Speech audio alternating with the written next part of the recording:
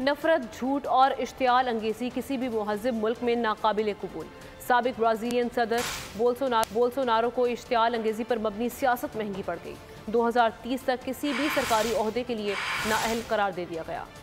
झूठ, नफरत और इश्तियाल अंगेजी नाकाबिल बर्दाश्त। साबिक ब्राज़ीलियन सदर के खिलाफ आला अदालत का फैसला मिसाल बन गया। बोल्सोनारो को इश्तियाल अंगेजी पर मबनी सियासत महंगी पड़ गई। 2030 तक किसी भी सरकारी ओहदे के लिए नाअहल करार दे दिया गया।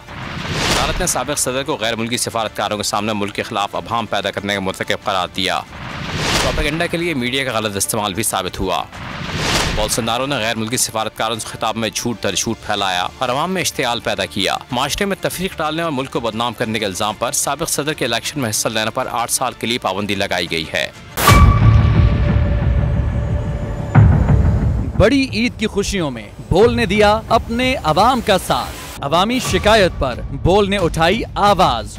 उधर पेशावर में आलाइशों को ठिकाने लगाने के लिए WSSP का खुसूसी ऑपरेशन शुरू हो गया है, जिसमें 3259 एहलकारों समेत 683 गाड़ियां हिस्सा ले रही हैं। बोल की खबर पर इदारों ने भी कसली कमर, लिया एक्शन। लाहौर में मुख्तलिफ मकामात पर आलाइशें जो है वो हमें सड़कों पर दिखाई दे रही थी, लेकिन उसके बाद जो LWMC है उनका अमला जो है वो उसके बाद फील्ड में निकला और उसके बाद आलाइशों को हटाने का सिलसिला जो है वो शुरू कर दिया गया। क्योंकि बोल है पाकिस्तान का नंबर 1 न्यूज़ चैनल। सब्सक्राइब करें और बेल दबाएं ताकि कोई खबर रह न जाए।